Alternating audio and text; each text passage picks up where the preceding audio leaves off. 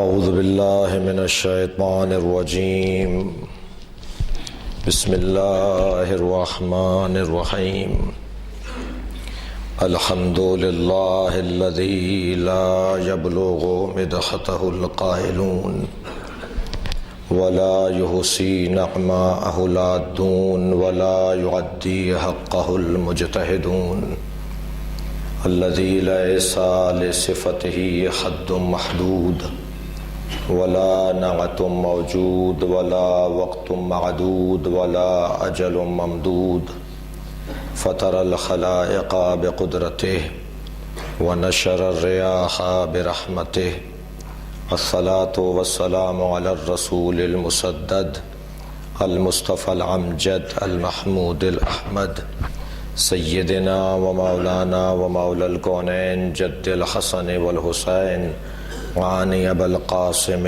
محمد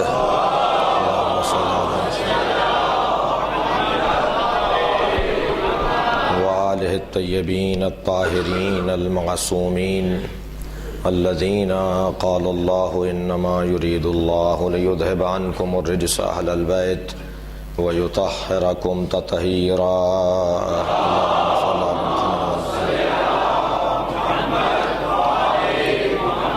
ولعنت اللہ علی اعدائہم اجمعین من یوم عداوتہم الی قیام یوم الدین اما بعد فقد قال الحکیم فی قرآن الکریم بسم اللہ الرحمن الرحیم وما اللہ یرید ظلما للعالمین صلوات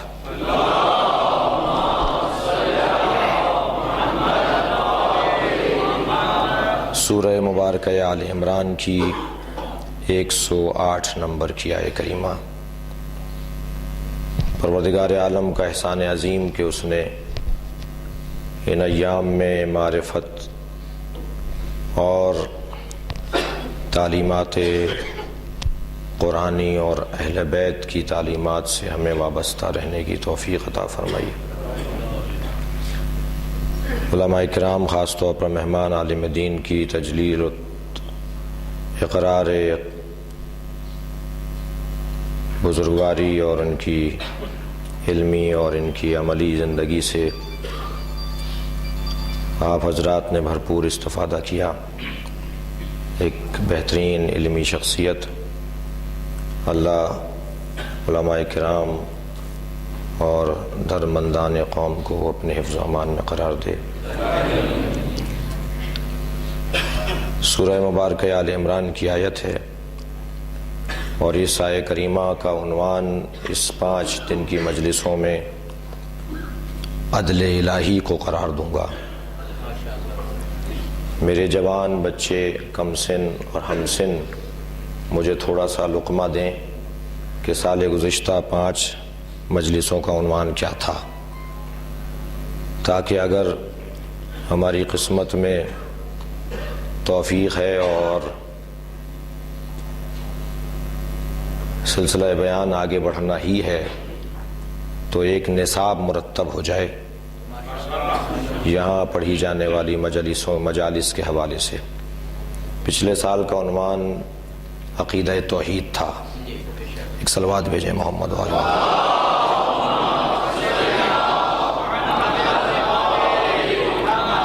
اور پچھلے سال کی تمام مجالس کا ان نکات کی تکرار نہیں بلکہ ان مجالس کی روشنی میں اور اپنے ناقص بیان کی یادآوری کے لیے خلاصہ آپ کی خدمت میں آج کی مجلس میں بیان کروں گا، اور اپنے موضوع کو باقاعدہ کل سے شروع کروں گا، اور اپنے موضوع کا کچھ ربط آج کی مجلس میں ہو جائے گا۔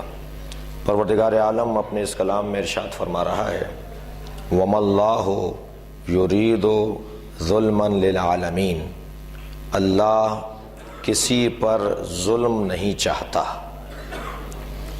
عالمین کا ترجمہ میں نے کسی پر کیا ہے جس میں ہر وجود آ جاتا ہے۔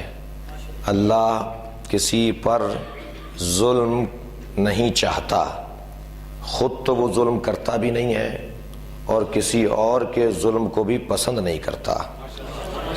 وہ نہیں چاہتا کہ معاشرے میں کوئی ظلم کرنے والا ہو، کسی پر ظلم ہو، کوئی ظالم ہو کوئی مظلوم ہو، نہ اللہ ظالم کو پسند کرتا ہے، نہ اللہ کسی کو مظلوم دیکھنا چاہتا ہے، نہ وہ یہ چاہتا ہے کہ کوئی تعدی اور زیادتی کرتا ہوا دکھائی دے، اور نہ ہی وہ کسی کو مظلوم دیکھنا چاہتا ہے۔ یعنی فرق اتنا ضرور ہے کہ ایک کو وہ نفرت کی نگاہوں سے دیکھتا ہے، ایک کو وہ محبت کی نگاہوں سے دیکھتا ہے۔ اس عنوان گفتگو کو باقاعدہ کل آپ کی خدمت میں عرض کروں گا کہ عدل اور ظلم کا مفہوم کیا ہے۔ جہاں عدل روشن ہو جائے وہاں خود بخود ظلم بھی روشن ہو جاتا ہے، اور یہ ایک دوسرے کی ضد ہے۔ اگر دن کی قدر و قیمت واضح اور روشن ہے تو خود بخود رات کی اہمیت بھی روشن ہو جائے گی۔ یہ ایک دوسرے کی البتہ نقیض ہونے میں اور ضد ہونے میں فرق ہے۔ علماء کرام میرا سبق سن لیں کہ نقیض ہونے میں اور ضد ہونے میں فرق ہے۔ نقیض اور ضد دو علیحدہ چیزیں ہیں۔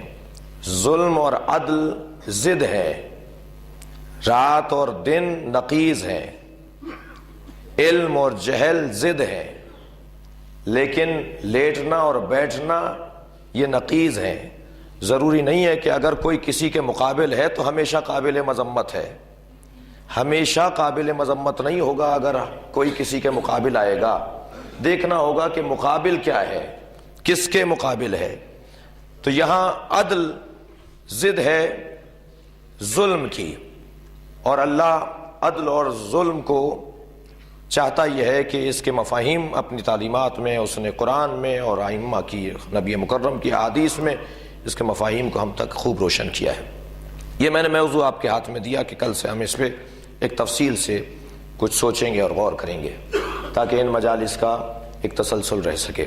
البتہ یہ ارادہ پہلے ہی مرحلے پہ میں روشن کر دوں، واضح کر دوں اپنے محترم سننے والوں کو، یہ ارادہ اس لیے نہیں ہے کہ پھر اب تو بھائی انہی سے پڑھوانی ہے مجلسیں، کیونکہ انہوں نے اصول دین پر جی ایک صلوات بھیجیں گے محمد وآل محمد صلی اللہ علیہ وسلم۔ اگر توحید کے بعد عدل کا موضوع لیا ہے تو اب انہوں نے موضوع ایسے لے لیے ہیں کہ اب ان کو نبوت کے لیے بھی بلانا پڑے گا۔ اب جی اللہ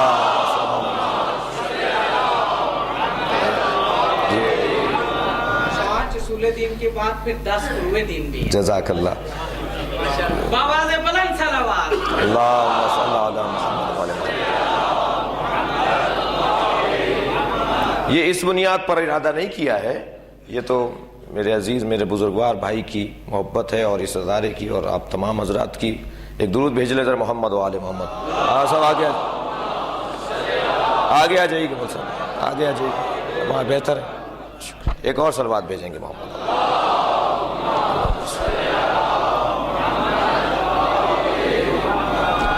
تو عرض کر رہا تھا آپ کی خدمت میں کہ یہ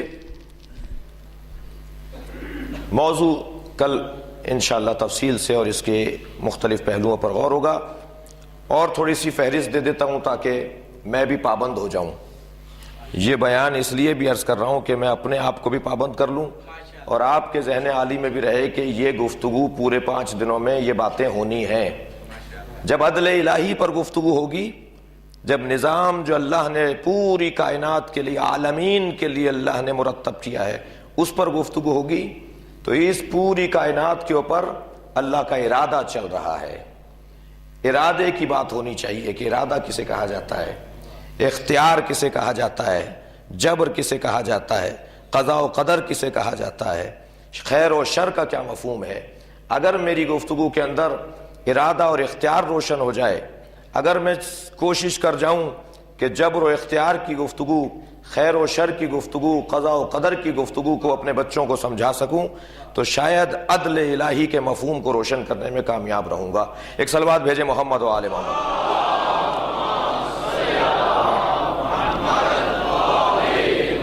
اور ایک گفتگو بہرحال یہ بھی آئے گی کہ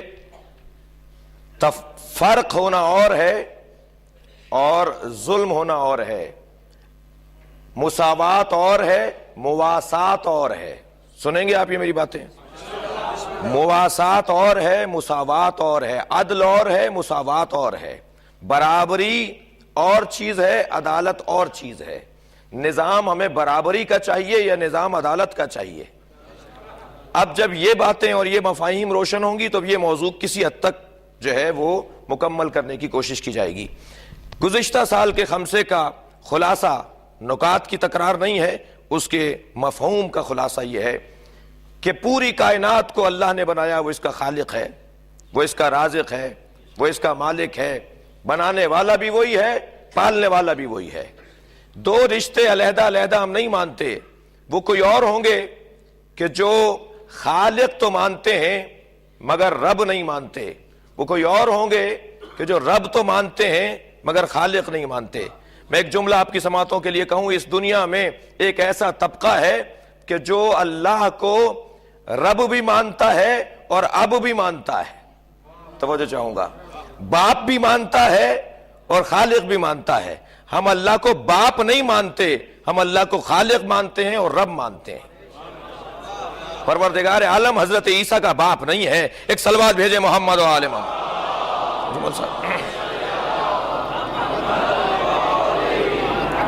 اور اس ساری گفتگو کا خلاصہ آج کی گفتگو میں یوں آپ کی خدمت میں عرض کروں کہ طے کریں یہ پوری دنیا حادثتاً بنی ہے یا منصوبتاً بنی ہے۔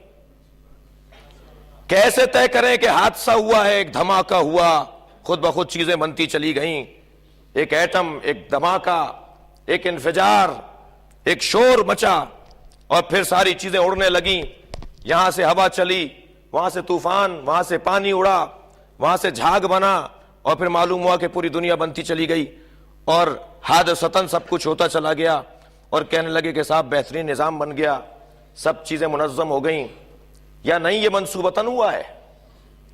اگر مانیں گے کہ حادثتاً ہوا ہے تو حادثے کا تقاضا یہ ہے کہ بے نظمی پائی جائے، منصوبے کا تقاضا یہ ہے کہ نظم پایا جائے۔ اگر پوری کائنات میں بے نظمی پائی جاتی ہے، کبھی سورج نکلتا ہے مشرق سے، کبھی نکلتا ہے جنوب سے، کبھی نکلتا ہے مغرب سے، اگر اپنی مرضی سے سب کچھ چل رہا ہے، چاند کی بھی کوئی ترتیب نہیں ہے، اس کی بھی کوئی منزلیں نہیں ہیں، اس کا بھی اول و آخر اور زوال اور کمال نہیں ہے، توجہ چاہوں گا، تو پھر ماننا یہ پڑے گا کہ حادثہ ہوا ہے۔ ہم اپنے بدن کے اوپر لے لیں، ہم اپنے بدن کے نظام پر لے لیں۔ 100 سال پہلے جو لوگ پیدا ہوتے تھے ان کے 4 گردے ہوتے تھے، اب جو پیدا ہو رہے ہیں ان کے 2 نکل رہے ہیں گردے۔ اب سے 200 سال پہلے والے جو لوگ تھے ان کی 2 آنکھیں گدھی میں ہوتی تھیں اور 2 آنکھیں ان کے سر پر ہوتی تھیں، اور نہیں اب 4 آنکھیں نہیں رہیں، اب 2 آنکھیں بن گئیں، اب 2 کان کا ہو گئے، اور اتنے سارے لوگ بیٹھے ہیں، کسی کے 3 کان ہونے چاہیے، کسی کے 8 کان ہونے چاہیے، کسی کے 6 ٹانگیں ہونی چاہیے، لیکن سب کا ایک منظم انداز سے، جو شروع سے حضرت آدم کو اللہ نے بنایا، جیسا ذات کبریا نے ہمارے دادا کو رکھا، ایسے ہی صدیاں اور ہزاروں سال گزرنے کے بعد پوتوں کو بھی ایسے ہی رکھا گیا ہے۔ تو یہ جو نظم ہے پوری دنیا کے اندر، وہ ہمارے بدن میں ہو، وہ اس کائنات کے اندر ہو، یہ دلیل ہے کہ یہ حادثہ نہیں ہے بلکہ منصوبہ ہے۔ کوئی زمین کھودی گئی اور اس زمین کے اندر سے چیزیں نکلنے لگیں، جی یہ موہنجو دڑو ہے سندھ کا ایک شہر، اسی طرح ہڑپا ہے آپ کے پنجاب کے اندر، جی ان شہروں کو ذرا ذہن میں رکھتے ہوئے جیسے جیسے کھدائی ہوتی رہی تو ایک زمین کھودی تو وہاں سے مختلف چیزیں نکلیں، طرح طرح کی چیزیں نکلیں جس میں کوئی آثار اور کوئی تاریخ کا پتہ نہیں مل رہا، لیکن کوئی زمین کھودی گئی تو وہاں سے پلیٹیں نکلیں، تحریریں نکلیں، آثار نکلے۔ تو اب یہ دونوں زمینیں کیا، جہاں سے تاریخ کا پتہ مل رہا ہے وہ ہمیں کچھ اور بتا رہی ہے زمین، اور جہاں سے گڑھا خود تو رہا ہے مگر اس سے کوئی آثار نہیں نکل رہے، وہ کچھ اور بتا رہی ہے زمین۔ وہ پلیٹیں جہاں سے نکل رہی ہیں، تحریریں جہاں سے نکل رہی ہیں، وہ دلیل بن رہی ہے کہ یہاں پہلے کچھ تھا، اور ہم اس کے روشنی میں طے کر رہے ہیں کہ کیا تھا، کب تھا، کس نے بنایا تھا، کون رہتے تھے، ان کی ثقافت کیا تھی، ان کی زبان کیا تھی، ان کا انداز زندگی کیا تھا، ان کے روش اور طریقے کیا تھے۔ ہم ایک پوری تاریخ ان آثار سے معلوم ہوتی ہے۔ بس عزیزان گرامی، اس پوری دنیا کے اوپر بھی ہمیں دیکھنا ہے کہ 3 چیزیں کم سے کم۔ سب سے پہلی چیز یہ کہ اس پوری دنیا پر نظم حاکم ہے یا بد نظمی۔ اگر اس پوری دنیا پر نظم حاکم ہے تو ماننا پڑے گا کہ کوئی ناظم ضرور ہے، کوئی اسے چلانے والا ضرور ہے، کوئی اس کو سنبھالنے والا ضرور ہے۔ دوسری بات یہ کہ نظم تو ہے لیکن حکمت نہیں ہے۔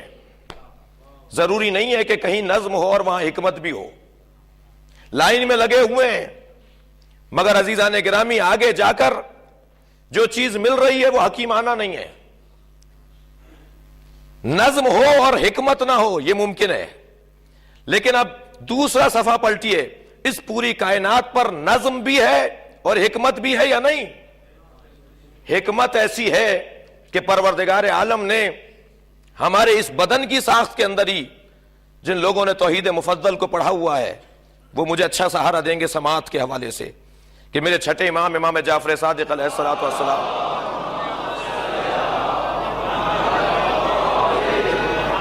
اپنے صحابی کو کس انداز سے ہماری بدن کی ساخت، حیوانات کے بارے میں، انسان کے بارے میں، اس پوری کائنات کے بارے میں اس حدیث کے اندر 3 موضوعات کم سے کم حضرت نے اس پوری حدیث کے اندر ارشاد فرمائے ہیں کہ ذرا دیکھو تو صحیح کہ حکمت کتنی ہے اس پوری دنیا کے اندر، اور ہمارا بدن، ہمارا پورا وجود، سنوریہم آیاتنا فی الآفاق وفی انفسہم حتی یتبین لہم انہ الحق۔ ہم پوری کائنات میں اپنی نشانیوں کو بکھیریں گے، پوری کائنات میں ہم اپنی علامتوں کو اور نشانیوں کو اور اپنی آیات کو رکھیں گے۔ وفی انفسہم، اور لوگوں کے نفسوں کے اندر ہم اپنی نشانیاں رکھیں گے۔ یعنی اللہ نے کتنی بڑی قسمت بنائی ہے اس انسان کی کہ ساری دنیا ایک طرف اور 6 فٹ کا انسان ایک طرف۔ اللہ نے اس کو بڑا مقام عطا کیا ہے۔ یہ بچہ پوچھتا ہے، بات آگے بڑھے گی آئندہ کی مجلسوں میں، یہ جوان پوچھتا ہے کہ ہمیں بنایا کیوں ہے؟ اللہ نے اس پوری دنیا کے اندر مجھے کیوں بنا دیا؟ خاص طور پہ وہ بچے جو کسی محرومی کا شکار ہوتے ہیں یا کسی پریشانی میں مبتلا ہوتے ہیں، وہ جلدی گھبرا کر فوراً اس طرح کے جملے اپنی زبان پر لے کر آتے ہیں۔ یا وہ بچے جو چاہتے ہیں کہ فلاں دوست کے والدین کے گھر پیدا ہوتے تو ہماری زندگی اچھی ہوتی، ہم ان ماں باپ کے گھر پیدا ہو گئے، ہم فلاں زبان بولنے والے فلاں شہر میں رہنے والے پیدا ہوتے تو اچھا تھا، اللہ نے ہمیں یہاں کہاں پیدا کر دیا؟ آپ تو اچھے شہر میں رہتے ہیں، جو اس ملک کے چھوٹے شہروں میں اور محروم شہروں میں اور بہرحال ٹارگٹ کلنگ سے مزین شہروں میں رہتے ہیں، وہ شاید یہ سوچتے ہوں کہ صاحب یہاں کہاں رہ رہے ہیں، یہاں کہاں آ گئے؟ ایک صلوات بھیجے ذرا محمد و آل محمد۔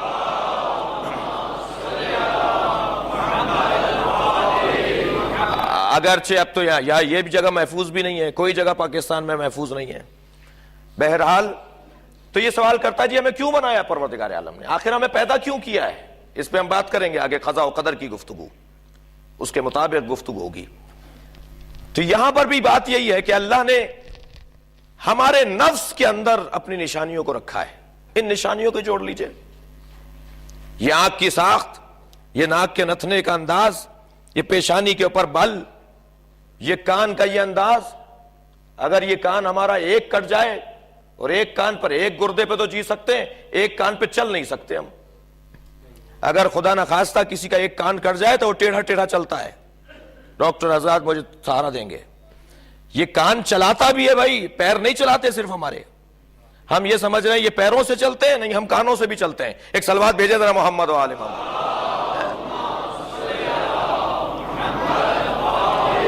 اس پورے بدن میں پروردگار عالم نے حکمت رکھی ہے، ایک چیز دوسری چیز کا سہارا بن رہی ہے، ایک چیز دوسرے کی مدد کر رہی ہے۔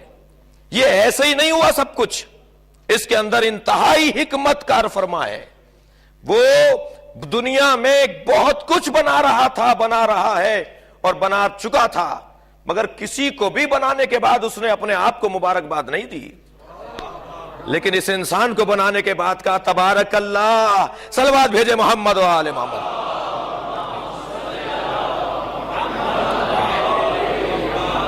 یہ ہماری ساخت بدن کی، اس پہ غور کر لیجئے۔ لہذا حکمت بھی کار فرما ہے اور نظم بھی کار فرما ہے، اور عزیزان گرامی حکمت اور نظم کے ساتھ ہدف بھی ہے، مقصد بھی ہے۔ ایسا نہیں ہے کہ بہترین شاہکار تو بنا دیا، کہہ لیں ہم تسکین مزاج کے لیے چاہ رہے تھے، کہ بھائی آپ نے کتاب کیوں لکھی ہے اتنی اچھے الفاظ، اچھی بائنڈنگ، اچھے پرنٹ، بہترین انداز سے آپ نے کتاب لکھ دی، چھاپ دی، کیا مقصد ہے؟ کہہ لیں مقصد کیا تھا؟ ہمارا دل کر رہا تھا کہ ایسی کتاب ہونی چاہیے۔ اگر مقصد ہی نہ ہو اس کتاب کے لکھنے کا، ہدف ہی نہ ہو، بلکہ اگر اس کو یہ کہہ دیا جائے کہ تسکین مزاج کے لیے لکھی جائے، اپنی عادت کی تسکین کے لیے لکھی جائے، اپنے نفس کی پرورش کے لیے لکھی جائے، تو پھر کیا ہوگا؟ وہ کتاب نہ صرف زندہ نہیں رہے گی، باقی نہیں رہے گی، حیات نہیں پائے گی، عزیزان گرامی وہ کچھ عرصے کے بعد اسی شخص کو بری لگنے لگے گی جس نے اس پہ خرچہ کیا ہے۔ آج بہت ساری کتابیں لکھی جا رہی ہیں معاشرے میں، مگر کوئی بتائے تو صحیح کہ مفاتیح الجنان جیسی کسی کی منزلت ہے جو ہر امام بارگاہ میں اور ہر مسجد میں قرآن کے ساتھ رکھی ہوئی ہے؟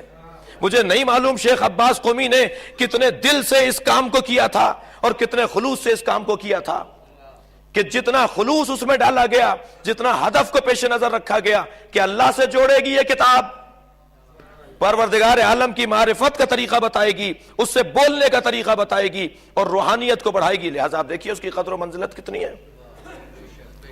اصفہان کی مسجد میں شیخ عباس قمی کے والد گرامی نماز پڑھنے جاتے ہیں،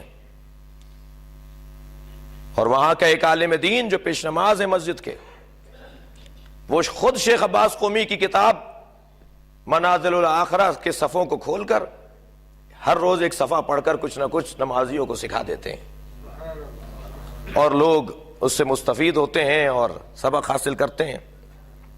کئی دن کے بعد ان کے والد اپنے بیٹے سے کہنے لگے، شیخ عباس سے کہنے لگے، کہہ لیں ہمارے عالم کو دیکھو مسجد کے، تم پتہ نہیں کیا پڑھتے رہتے ہو، ہمارے مسجد کے پیش نماز کو دیکھو، روزانہ ایک بہترین کتاب لے کر آتے ہیں، اس میں سے ایک صفحہ پڑھتے ہیں، ایک صفحہ ہے کہ جو معرفت کا سمندر بہا رہا ہوتا ہے، اور آج تک تم نے کچھ نہیں لکھا۔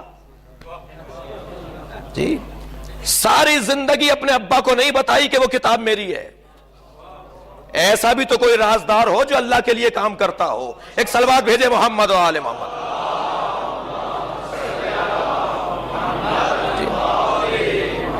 اس سے اونچی صلوات ہدیہ کریں گے۔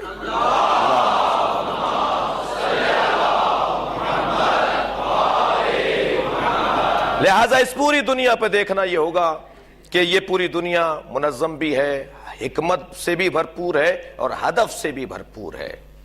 اس انسان کا ہدف کیا ہے؟ کیوں اسے پیدا کیا گیا ہے؟ کیا مقصد ہے اس کا؟ اللہ نے کیوں اسے پیدا کیا ہے؟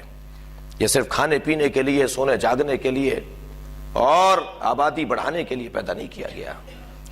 یہ انسان پیدا کیا گیا ہے کہ اپنے نفس کی معرفت حاصل کرے تاکہ اسے رب کی معرفت حاصل ہو سکے۔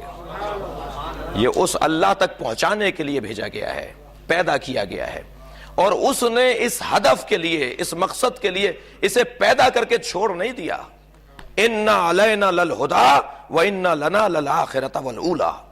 پروردگار عالم نے صرف اسے پیدا کر کے یہ نہیں بتا دیا کہ تمہیں ہماری معرفت حاصل کرنی ہے، بلکہ معرفت کے سامان بھی فراہم کیے ہیں، اس نے ماحول بھی فراہم کیا ہے، اس نے طریقے بھی وضع کیے ہیں۔ ایسا نہیں ہے کہ اب ہم خود اپنے ہاتھ سے اللہ کی معرفت کے رستے تلاش کریں گے، کہا کہ ہماری ذمہ داری ہے۔ اس اللہ نے ہم پر احسان کیا، میں حکمت کے بعد ہدف کے اوپر گفتگو کر رہا ہوں، اس اللہ نے احسان کیا کہ ہمارے اندر ایک طاقت اور ایک صلاحیت رکھی جسے فطرت کہا جاتا ہے، جسے فطرت کہا جاتا ہے۔ اللہ نہیں چاہتا کہ پولیس کا محکمہ بنے، اب معلوم نہیں کس کی ضرورت تھی جو یہ محکمہ بنا تھا۔ ایک صلوات بھیجے محمد و آل محمد۔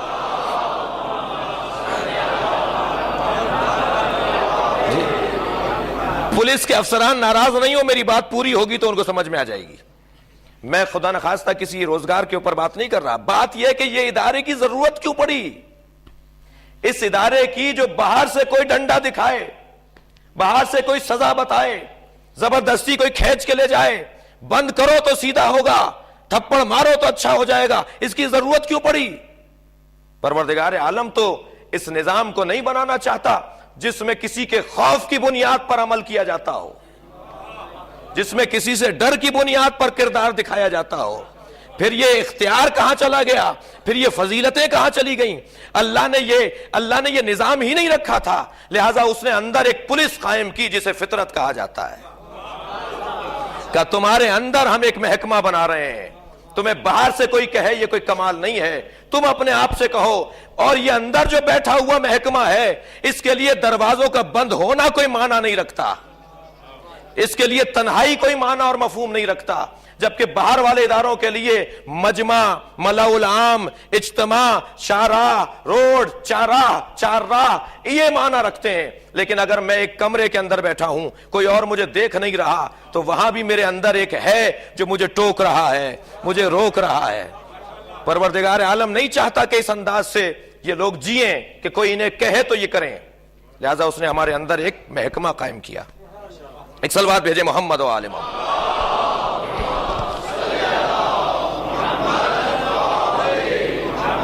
اور وہ فطرت در حقیقت وہی یاد آوری اور انسان کی بہتری اور ترقی کا ضامن ہے۔ اللہ نے ہمارے اندر ہمارا جج، ہمارا قاضی رکھا ہے۔ الم احد یا بنی آدم ان لا تعبدوا الشیطان، اے بنی آدم کہ ہم نے تم سے عہد نہیں لیا کہ تم شیطان کی پیروی نہیں کرو گے؟ یا اللہ مجھے تو یاد نہیں آ رہا کہ کون سی محفل تھی جہاں ہم نے عہد کیا تھا، کون سی مجلس تھی کہ جہاں ہم نے معاہدہ کیا تھا، کون گواہ ہے اللہ، کس کے سامنے ہم نے یہ معاہدہ کیا؟ پروردگار عالم جب یہ کہہ رہا ہے کہ کیا تم نے ہم سے وعدہ نہیں کیا، تو مجھے تو یاد نہیں آ رہا کہ میں نے کب وعدہ کیا۔ 10 سال کا تھا جب وعدہ کیا، کراچی میں ہوا یہ وعدہ یا کسی اور شہر میں یہ وعدہ ہوا، اللہ کا کون سا نمائندہ آیا تھا جس نے ہم سے وعدہ لیا تھا؟ لیکن قرآن تو کہہ رہا ہے ہم نے تم سے وعدہ لیا ہے، تم نے وعدہ کیا ہے۔ قرآن کہہ رہا ہے تم نے وعدہ کیا ہے، یہ دو طرفہ معاہدہ ہے، ہم نے لیا ہے، تم نے دیا ہے۔ یا اللہ کب کیا؟ تو عجب نہیں، ایک پیغام تو یہ آ جائے، مفہوماً عرض کر رہا ہوں، کہ تم اپنے حافظے پر چلتے ہو۔ ہم نے تو تمہیں بنایا ہی انسان ہے، جس کا مطلب ہے بھول جانے والا، جس کا ایک مطلب یہ ہے۔ ایک صلوات بھیجے محمد و آل محمد۔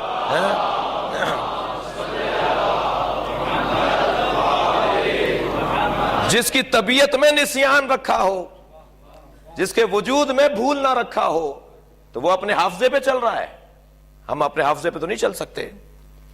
تو پھر یا اللہ کب وعدہ کیا کہ ہم تمہارے اندر یہ گواہ چھوڑ چکے ہیں، ہر توجہ چاہوں گا اس جملے پر، ہر برائی پر اندر سے مذمت اور ہر نیکی پر اندر سے شاباش۔ یہ وہی تو ضمیر اور فطرت ہے جو کہتا ہے کہ وعدہ پورا کر رہے ہو۔ صلوات بھیجے محمد و آل محمد پر۔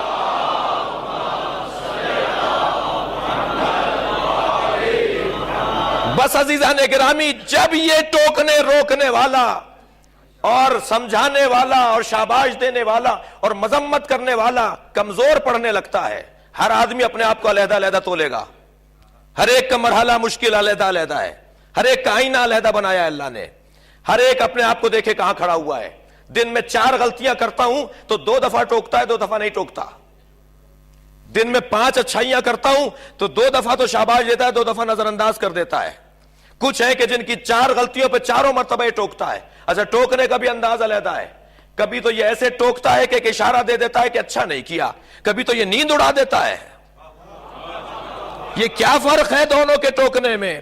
غلطی دونوں نے ساتھ کی تھی، غلطی میں شریک دونوں تھے، لیکن ایک کو صرف یہ کہہ کر چپ ہو گیا کہ تم نے غلطی کی ہے، اور ایک کو نیند اڑ گئی، ساری رات کروٹیں لیتا رہا کہ یہ کیا کر لیا۔ یہ دونوں کے ٹوکنے میں فرق کتنا ہے؟ بس عزیزان گرامی، اگر یہ میری بات روشن ہو جائے، جس کا ضمیر جتنا سالم ہوتا ہے اتنا ہی اس کی نیندیں اڑ جاتی ہیں گناہ کرنے پر، اور جس کا ضمیر گرد آلود ہو جاتا ہے اسے ایک مرتبہ کہہ کر پھر وہ دوبارہ کرنے کی دعوت دے دیتا ہے۔ بس یہی ہدف اور مقصد ہے پروردگار عالم کا نبیوں کو بھیجنے کا، کہ تمہیں ہم نے ضمیر اور فطرت تو ضرور دے دیا، لیکن ایک نبی چاہیے، ایک امام چاہیے جو تمہاری ضمیر پر آنے والی گرد کو ہٹاتا رہے اور تمہاری فطرت کو سالم بناتا رہے۔ صلوات بھیجے محمد و آل محمد۔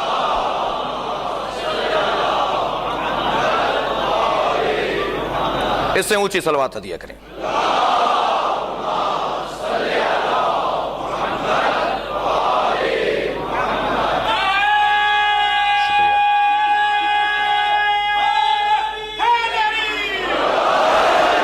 اب یہ فطرت اللہ بندگی چاہتا ہے.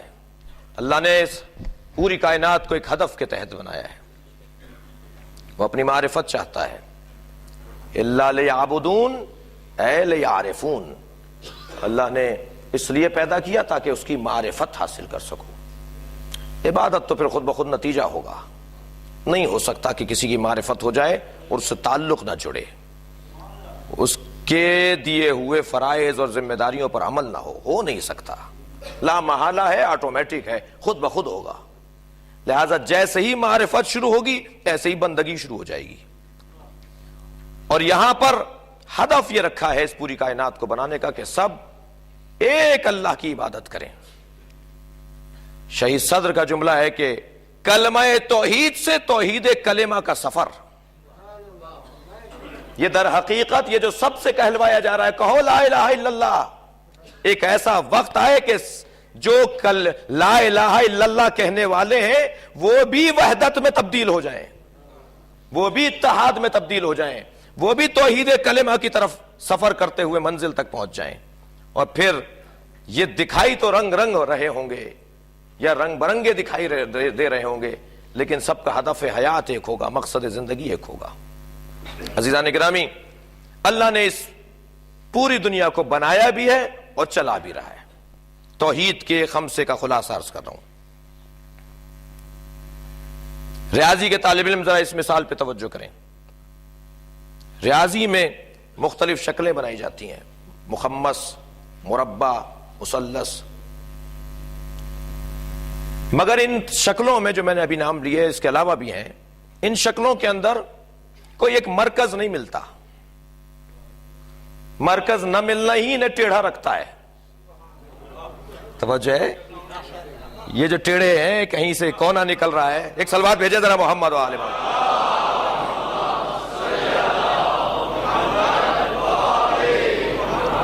کوئی ان میں مرکز نہیں ہوگا, اس لیے کہ کوئی ایک نقطہ بھی اگر آپ فرض کریں گے تو وہ کہیں سے قریب ہوگا اور کہیں سے دور ہوگا.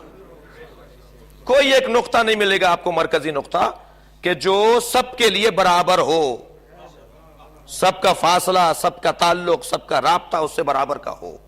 ایسا کوئی نہیں ملے گا. مگر ان ساری شکلوں میں ایک شکل ہے جسے دائرہ کہا جاتا ہے. اس میں ایک نقطہ ایسا ہے جو مرکز ہے. دائرہ خود دلیل مرکز ہے اور مرکز کا ہونا نتیجہ ہے کہ دائرہ بن جائے. خود بخود دائرہ بن جائے گا اگر مرکز ہے. خود بخود جو ہے وہ فاصلے برابر کے ہو جائیں گے, خود بخود تعلق برابر کے ہو جائیں گے. ایک نقطہ ضرور ہے جو مرکز ہے. یہ جو نقطہ مرکز ہے اس کے کچھ کمالات اور اس کی کچھ خصوصیات ہیں. سب سے پہلی خصوصیت تو یہ ہے کہ یہ قابل رویت نہیں ہے. توجہ, یہ قابل رویت نہیں ہے, یہ دیکھنے میں نہیں آئے گا. اس لیے کہ اگر اسے دیکھنے میں لے آئے, پرکار ذہن میں رکھیے گا, اگر آپ نے اسے دیکھنے والا بنا دیا تو یہ قابل تقسیم ہو جائے گا. اور اگر قابل تقسیم ہو گیا تو اس کا ایک طرف سے تعلق زیادہ ہے اور ایک طرف سے تعلق کم ہے. اور جس کا تعلق بٹ جائے وہ مرکز نہیں رہتا. یہ قابل رویت بھی نہیں ہے, یہ قابل تقسیم بھی نہیں ہے, یہ قابل دید اور رویت بھی نہیں ہے. توجہ چاہوں گا, مجھے رویت کے اوپر ایک جملہ یاد آ رہا ہے. آپ کی محترم سماعتیں میرے ساتھ بھرپور ہیں اور ایسی سماعتیں رہتی ہیں تو پھر خطیب بھی کچھ کہہ جاتا ہے. ایک صلوات بھیجے ذرا محمد و آل محمد.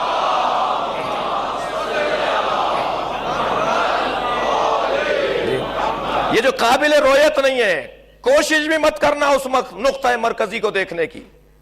اگر کوشش کر لی تو پھر وہ مرکز نہیں رہے گا, وہ مرکز ہوگا ہی نہیں جیسے دیکھ لو گے. یہ دیکھنے میں نہیں آئے گا, یہ قابل رویت نہیں ہے. عزیزان گرامی, بہت سارے لوگوں کو رویت کا بڑا خیال ہے. بہت سارے لوگ چاہتے ہیں کہ انہیں رویت ہو جائے. کچھ کہتے ہیں کہ صاحب اس محدود دنیا میں تو اللہ کی رویت نہیں ہو سکتی, مرنے کے بعد اللہ دکھائی دے گا. کچھ کہتے ہیں چاند کی طرح قیامت میں چمک رہا ہوگا. کچھ کہتے ہیں سورج کی طرح چمک رہا ہوگا، کچھ کہہ رہے ہیں کہ شانے پر ہاتھ رکھ کے کہے گا کہ میں اللہ ہوں، اور مڑ کے دیکھیں گے تو ایک بہت بڑا وجود ہوگا معاذ اللہ۔ کچھ لوگوں کو اس انداز سے، کسی انداز سے، مختلف طریقوں سے اللہ کی رویت کا خیال ہے، کہ نہیں دنیا میں تو اللہ دیکھنے میں نہیں آ سکتا مگر آخرت میں دیکھنے میں آ سکتا ہے۔ مجھے تھوڑی سی اس عقیدہ رکھنے والوں سے ہمدردی بھی ہے، اور وہ ہمدردی اس بات پر ہے کہ کم سے کم رویت کے منتظر ضرور ہیں۔ فرق اتنا ہے کہ کچھ ہیں جو ناممکن کے منتظر ہیں اور ہم ہیں جو ممکن کے منتظر ہیں۔ صلوات بھیجے محمد و آل محمد۔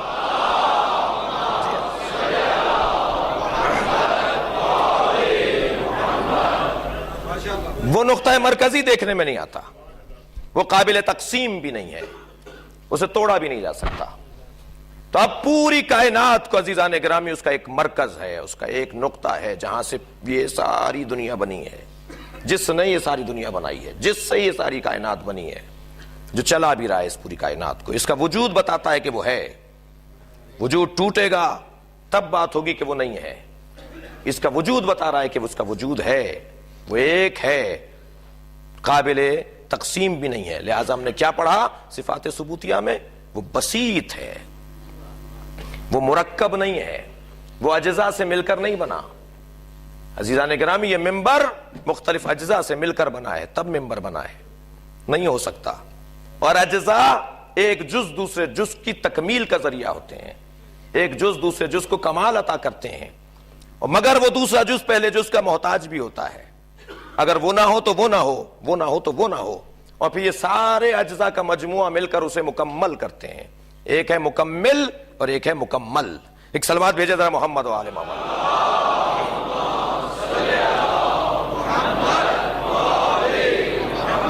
جو چیز مکمل کرتی ہے وہ مکمل، توجہ چاہوں گا، جو چیز مکمل کرتی ہے، یہ ممبر اس گدی کے بغیر مکمل نہیں ہوتا، تو یہ گدی کیا کہلائے گی؟ مکمل۔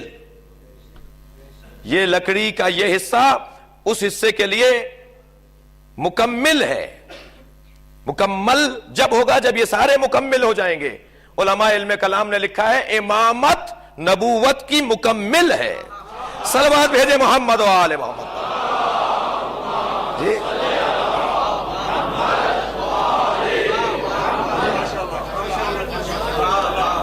نعرہ تکبیر، نعرہ رسالت، نعرہ حیدری، حسینیت، یزیدیت، یزیدیت، آواز بلند صلوات۔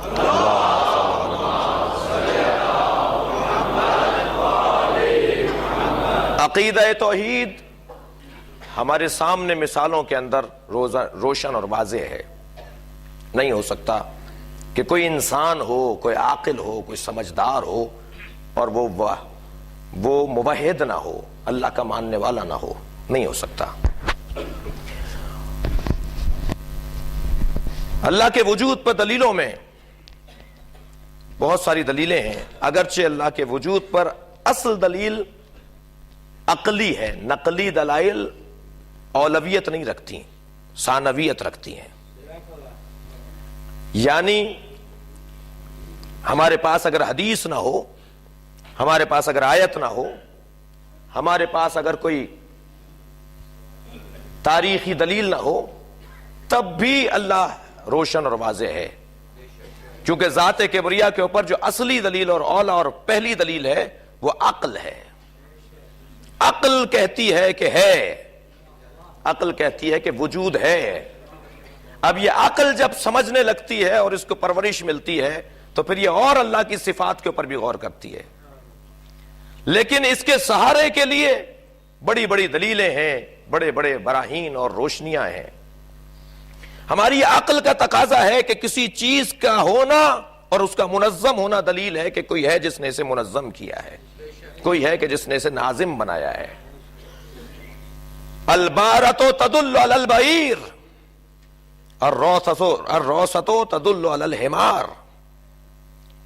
جب انسان کسی صحرا اور بیابان اور کسی شاہراہ سے گزر رہا ہوتا ہے تو اس پہ پڑی ہوئی چیزیں اسے بتاتی ہیں کہ کون کون گزرا ہے۔ توجہ ہے حضرات کی؟ اس پر نشانات بتاتے ہیں کہ یہاں سے کون گزرا ہے. آج جدید دور میں اس پر نشان بتا دیتے ہیں کہ کون سی گاڑی گزری ہے, کیسے آدمی گزرے ہیں, کون گزرا ہے, کون یہاں آتا جاتا ہے, جبکہ ہم نے انہیں دیکھا نہیں ہے, ہم انہیں پہچانتے نہیں ہیں. لہذا مثال اس زمانے کے لوگوں کو سمجھانے کے لیے گدھے کی اور اونٹ کی مثالیں دی گئیں, کیونکہ وہ زمانہ بہرحال زیادہ تر اسی سے وابستہ تھے. اب بھی وابستہ ہیں, ایسا نہیں ہے کہ اونٹ مر گئے ہیں اور گدھے ختم ہو گئے ہیں. جی دعا فرمائیں کہ انسان انسان رہیں. ایک صلوات بھیجے محمد و آل محمد.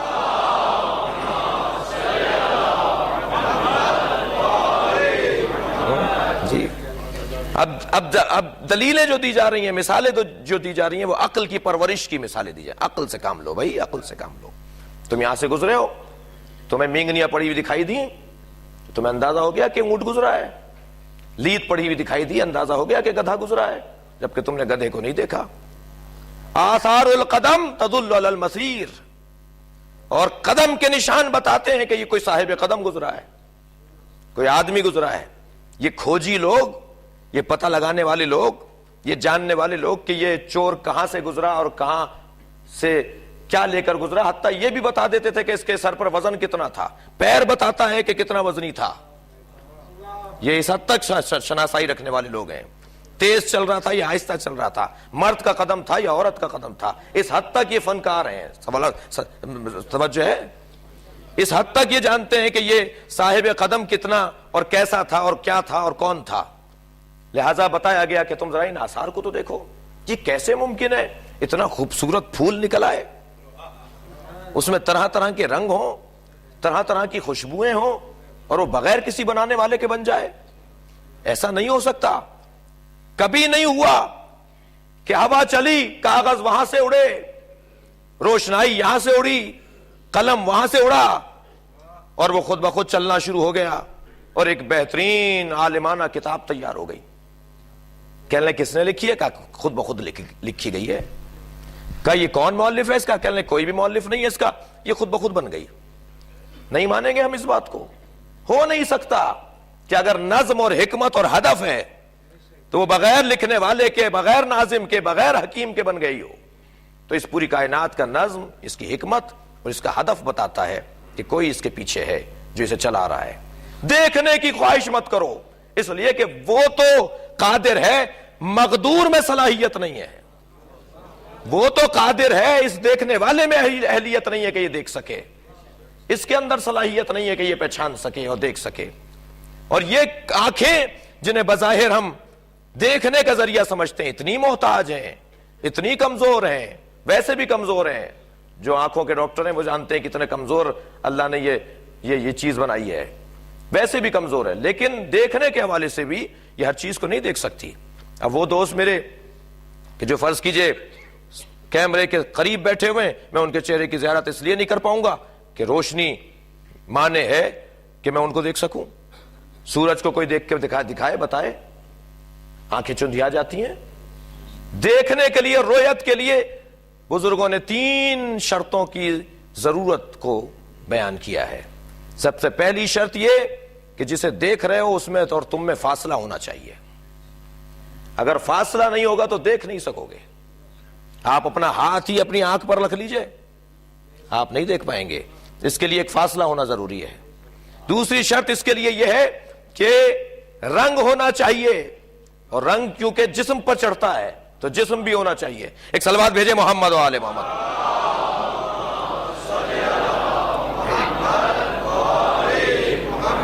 نہیں دیکھ پائیں گے اگر رنگ نہیں ہوگا.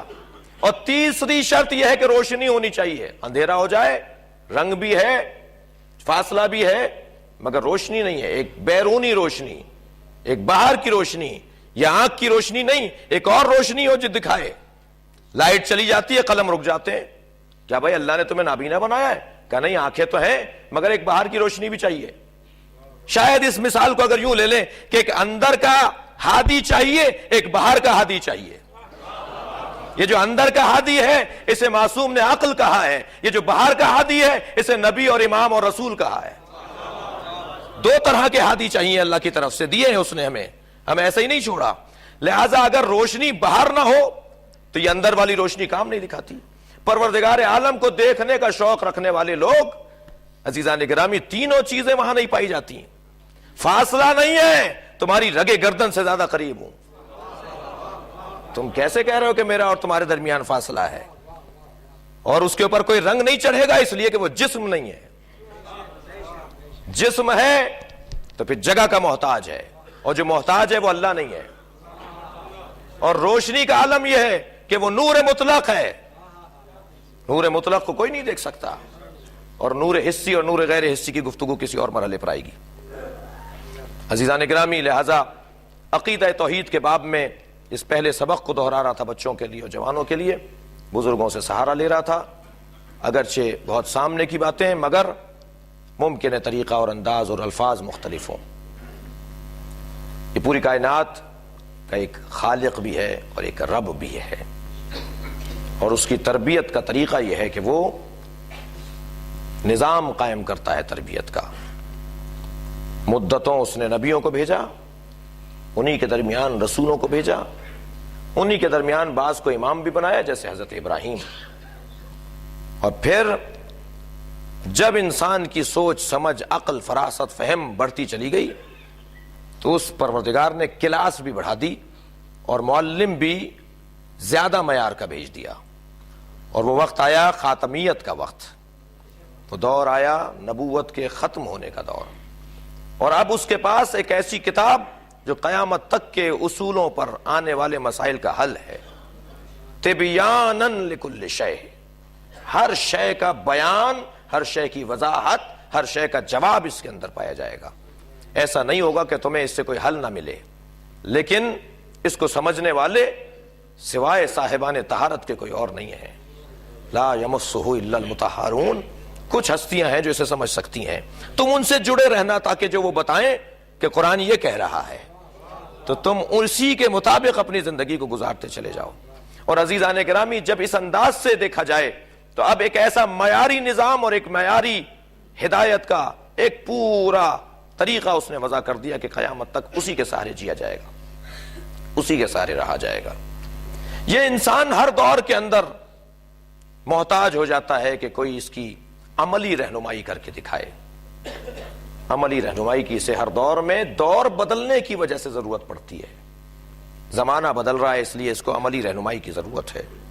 کوئی ایک مثال, کوئی ایک نمونہ, کوئی ایک اسوہ, کوئی ایک آئیڈیل, کوئی ایک ایسا وجود ہو جو کر کے دکھا دے وہ کام, تو پھر خود بخود وہ کام لوگ کرنا شروع ہو جاتے ہیں. بہت دور کی مثال نہیں ہے, سامنے کی مثال ہے.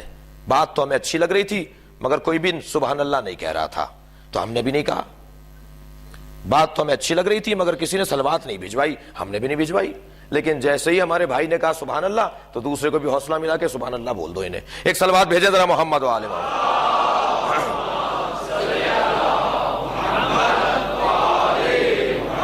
کوئی جب کر کے دکھاتا ہے تو دوسرے کو اس کا حوصلہ ملتا ہے, وہ کرنا چاہتا ہے وہ کام اچھا ہے مگر ہمت نہیں ہو رہی تھی, حوصلہ نہیں ہو رہا تھا, پر طریقہ نہیں پتا تھا کیسے کرنا ہے. تو پروردگار عالم نے اس کا نظام بھی قائم کیا, اور اس نظام کو اگر آج کی اس مجلس کے اختتام پر, فضائل کے باب کی اختتام کی مجلس بیان میں اختتامی جملے کے طور پہ کہوں کہ اس مثال کو اللہ نے جو جامع ترین مثال بنا دی کہ اب قیامت تک وہی مثال رہے گی, وہ ہے کربلا. جہاں اللہ کے وجود پر عقل کافی اور وافی ہے, وہاں اس عقل کو کچھ نقل بھی چاہیے, اسے کچھ نمونے بھی چاہیے, اس کے سامنے کچھ مثالیں بھی ہونی چاہیے, اس کے سامنے کچھ دیکھ کر مجسم چیزیں بھی ہونی چاہیے. لہذا عقل کے تقاضے کو, عقل کی رہنمائی کے طور پر اللہ نے کچھ روایات, کچھ تاریخ, کچھ نقل رکھ دی, کچھ مثالیں رکھ دیں, کچھ اسوہ قرار دیا. لہذا اب جہاں اللہ کے وجود پر عقلی تقاضے ہیں وہاں خود حسین کا وجود دلیل توحید ہے. خود امام حسین کا وجود دلیل توحید ہے. ساری نقلی دلیلیں ایک طرف, ساری تاریخی دلیلیں ایک طرف, ساری مثالیں ایک طرف اللہ کے وجود کے اوپر, اور حسین کا عصر عاشور تنہا کھڑا ہونا, یہ خود دلیل توحید پروردگار. کس کو دکھا رہے تھے, کس کو راضی کر رہے تھے؟ یہ کیا ہو رہا تھا کہ اتنا اطمینان تھا، اتنی مصیبتوں کے باوجود اتنا سکون تھا، چہرے پر کوئی اضطراب نہیں تھا، پیشانی پر کوئی پسینہ نہیں تھا، امام حسین کے لب مبارک پر کوئی شکوہ نہیں تھا۔ حسین کا مقام تو بہت اونچا ہے، جناب امام حسین کی سکینہ، کوئی جھوٹی روایت بتا دے کہ جناب سکینہ نے کوئی شکوہ کیا ہو، کوئی زبان مبارک پر ایسا لفظ آیا ہو جو شایان شان الہی نہیں ہے، جو اللہ کی مقام اور منزلت اور اللہ کے وجود کے مطابق نہیں ہے، نہیں۔ امام حسین جب جناب علی اصغر کا لاشا اٹھا رہے تھے تو امام 7 قدم آگے بڑھے، 7 قدم پیچھے ہٹے۔ یہ عمل آپ نے کل انجام دیا۔ امام آگے جاتے تھے، پیچھے آتے تھے، اور کبھی کہتے تھے انا للہ و انا الیہ راجعون رضا بقضائہ و تسلیما لامرہ۔ اس کیفیت میں امام حسین تھے۔ اس وقت امام حسین کا ایک جملہ ہے جو امام کے الفاظ، جو امام کے کلمات تاریخ کے اندر ہیں، حون علیہ انہ بعین اللہ، میرے اوپر یہ مصیبت آسان ہو رہی ہے۔ اپنے آپ سے بات کر رہے ہیں، لاشا علی اصغر کا اٹھایا ہوا ہے، گلے میں تیر لگا ہوا ہے، اور ایسا تاریخ کا ظلم ہے کہ ایسا ظلم کہیں اور پھر مثال کے طور پہ نہیں ملتا۔ فرماتے ہیں میرے لیے یہ مصیبت آسان ہو رہی ہے، اس لیے آسان ہو رہی ہے کہ اللہ دیکھ رہا ہے، کیونکہ میرا اللہ اس کام کو دیکھ رہا ہے، میری قربانی کو دیکھ رہا ہے، بس میرے لیے کافی ہے۔ جسے میں نے دکھانا تھا، جسے مجھے راضی کرنا تھا، وہ دیکھ رہا ہے اور وہ راضی ہے میرے اس عمل کے اوپر۔ عزاداروں لے کے چلے لاشا، سامنے خیمے کا در آ گیا، حسین رک گئے، سوچ رہے ہیں آگے جا کر، پیچھے آ کر، کہ کیسے ماں کے حوالے کروں یہ لاشا، وہ ماں جس نے مجھے اجلا سا کرتا پہنا کر اس بچے کو دے دیا۔ اے میرے والی، اے میرے مولا، اس بچے کو پانی پلا لاؤ۔ امام حسین اس کیفیت میں تھے کہ در خیمہ سے پردہ ہٹا، وہ سینے پہ سونے والی بچی جناب سکینہ در خیمہ پر نظر آئیں۔ جب امام حسین کی گود میں اپنے بھائی کو دیکھا، امام نے حضرت علی اصغر کے لاشے پر اپنی ابا ڈال لی تھی،